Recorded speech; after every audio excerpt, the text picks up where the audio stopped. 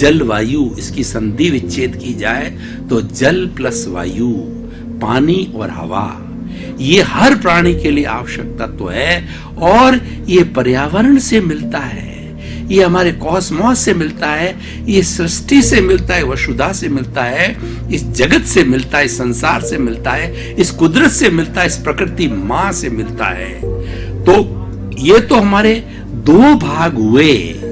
हम आज सांगोपांग व्याख्या करेंगे कि जो जलवायु है या जो सृष्टि है वो पंचभूतात्मक है। पृथ्वी, जल, अग्नि, वायु और आकाश, 5 भूतों से ये पूरा पर्यावरण बना है, पूरा जगत बना है, पूरा जलवायु बना है। और 5 भूतों के द्वारा 84 लाख जीवा योनि के जितने भी प्राणी हैं इनसे पैदा होते हैं। और 5 भूतों से ही जो है अपना भरण पोषण करते हैं। और आयुष्य कर्म के अधीन जब उनका आयुष्य समाप्त हो जाता है तो वो जब चले जाते हैं, मर जाते हैं, राम नाम सत्य हो जाता है, उस समय में उस जीव के, उसके जो है लिविंग ऑर्गेनिज्म के, लिविंग बीइंग के, जीवित प्राणी के जो है ये 5 भूत जो जिससे उसका शरीर बना हुआ है, इस 5 भूतों से 5 भूत, पृथ्वी, पृथ्वी में जल, जल में अग्नि, अग्नि में वायु, वायु में और आकाश, आकाश में पुनः इन 5 तत्वों में विलीन होता है। फिर नए जीव आते हैं और फिर पुराने चलते रहते हैं। ये क्रम सृष्टि का चलता रहता है, इसी इसको संसार कहते हैं। संसार का अर्थ होता है जो संचरण करता है, जो हर वक्त बदलता रहता है। संसार के लिए कहा जाता है हर क्षण हर वस्तु बदलती है। जो मैंने ये अंगुली उठाई तो अंगुली उसी जगह पर, उसी स्थान पर पुनः नहीं उठाई जा सकती है, उसका स्थान तुरंत बदल जाएगा।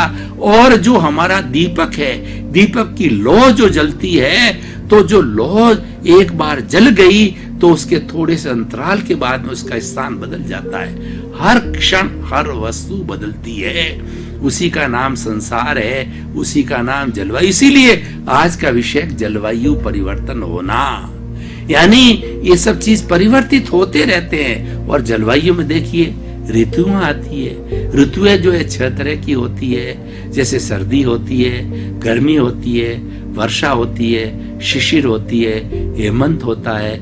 और इस तरीके से 6 जो हमारी ऋतुएं होती है। और ऋतु के अनुसार जो है हमारा पहनावा होता है, हमारा खान पान होता है, हमारा चिंतन होता है। सर्दी आती है हम गर्म कपड़े पहनते हैं, गर्मी आती है तो हम हल्के पतले कपड़े पहनते हैं, सर्दी के अंदर हम गर्म भोजन करते हैं, गर्मी में हम ठंडा भोजन करते हैं। तो इस तरीके से ये जलवायु परिवर्तन होता रहता है।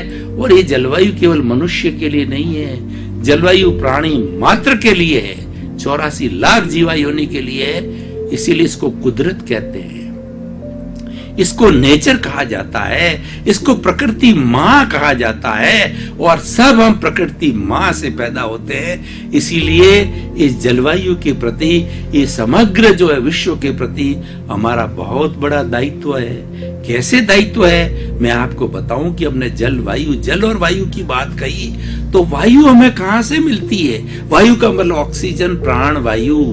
हर जीवित प्राणी प्राण वायु लेता है। लेकिन जो हमारे पेड़ पौधे हैं वो कार्बन डाइऑक्साइड यानी अन्य प्राणियों के द्वारा छोड़ी गई जो कार्बन डाइऑक्साइड है उसको लेता है। और सिंथेसिस के माध्यम से वो अपना भोजन बनाते हैं और बदले के अंदर जो है वो ऑक्सीजन देते हैं। तो हमारे लिए कितने बड़े उपयोगी है, वो माँ बाप से भी बढ़ करके हैं जो हमको जीवित रखते हैं। और पेड़ पौधे न हो तो कोई भी प्राणी, मनुष्य क्या कोई भी प्राणी इस संसार में, इस जगत में जीवित नहीं रह सकता। इसलिए उनका कितना बड़ा महत्व है। इसीलिए हमारे पेड़ पौधों की पूजा की जाती है।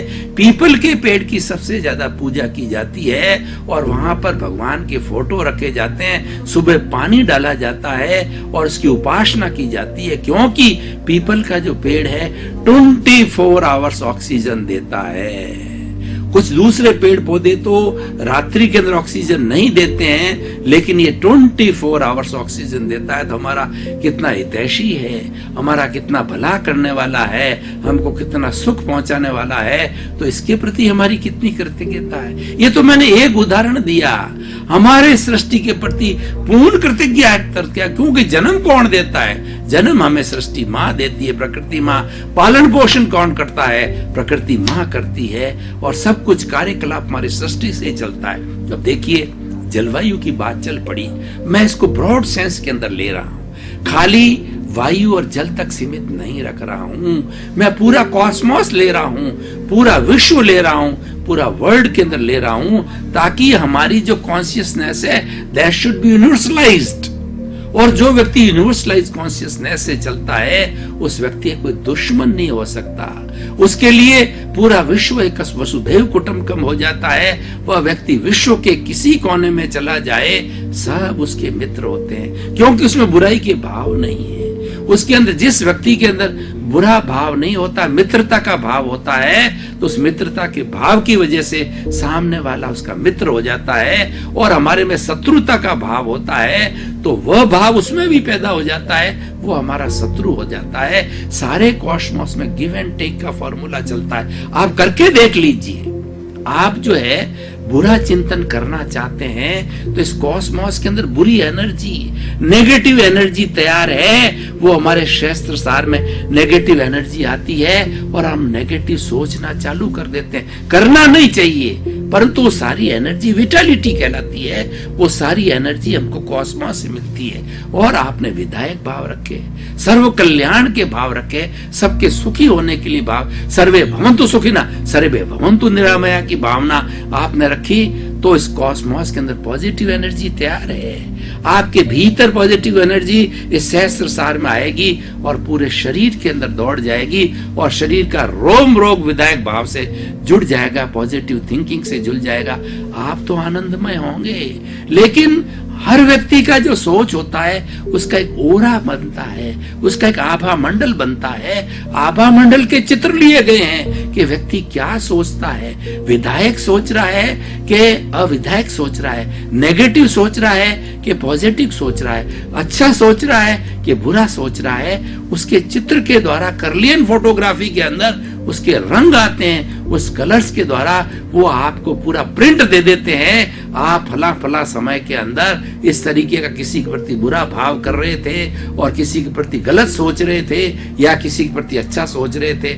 जैसा जैसा आपका ओरा है, आभा मंडल है, वैसा वैसा वो आपका अंकन करके दे देते हैं। तो भाई और बहनों, दर्शकगण, श्रोतागण, ये सारी सृष्टि है, ये सारा कॉस्मोस है।